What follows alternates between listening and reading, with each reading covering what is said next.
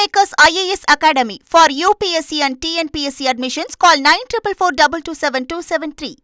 அதிமுகவிலிருந்து ராஜினாமா செஞ்ச 2 எம்எல்ஏக்கள் சபாநாயகரை சந்திச்சு விளக்கம் கொடுக்கக்கூடிய இந்த முக்கிய செய்தியை நம்ம பார்த்துட்டு இருக்கோம்.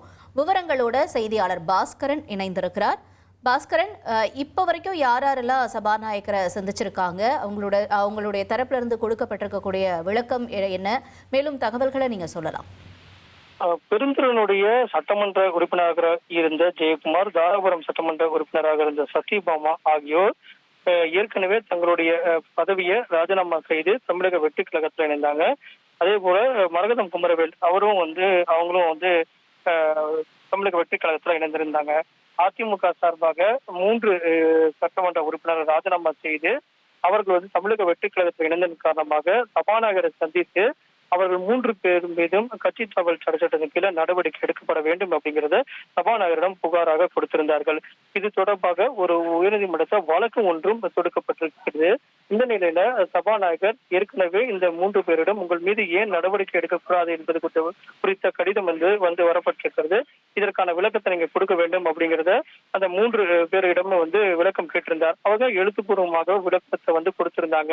இன்று மேலும் நீதிமன்றத்தில் வழக்குடைய விசாரணை வரவுள்ள நிலையில அது தொடர்பாக பல்வேறு விதமான கேள்விகளை முன்வைக்கக்கூடிய நிலையில அதிமுக கொடுத்த புகாரின் அடிப்படையில தற்போது இந்த 3 பேரிடம் விளக்கம் கேட்பதற்குண்டான நடவடிக்கையாக அவர்களுக்கு விளக்கம் அளிக்க நேரில் வர வேண்டும் அப்படிங்கிறத தெரிவிச்சிருந்தாங்க. அந்த வகையில பார்க்கும்போது தற்போது ஜெயக்குமார் மற்றும் சத்யபாமா ஆகிய 2 பேர் நேரில் சபாநாயகரை சந்தித்து விளக்கம் அளித்து வராங்க. எழுத்துப்பூர்வமாகவும் சபாநாயகர் கேட்கக்கூடிய கேள்விகளுக்கும் தனித்தனியாக விளக்கம் அளித்து வருகின்றனர். இதற்கு பிறகு மரகதம் குமரவேல் அவர்கள் வருகை தந்து நேரில் விளக்கம் அளிப்பார் என்று எதிர்பார்க்கப்படுகிறது. அந்த தகவல்கள் எல்லாம் சபாநாயகர் குறித்துக் கொண்டு அதன் அடிப்படையில் தான் இவர்கள் மீது என்ன நடவடிக்கை எடுக்க போகிறார் என்பது குறித்தான முடிவுக்கு வருவார். அதற்கு முன்னதாக ஏற்கனவே எழுத்துப்பூர்வமாக கடிதத்தை பெற்று அதன் அடிப்படையில் நடவடிக்கை மேற்கொண்டிருந்தாலும் இந்த 3 பேருடைய நேரில் விளக்கம் என்பது முக்கியத்துவம் பெறுகிறது.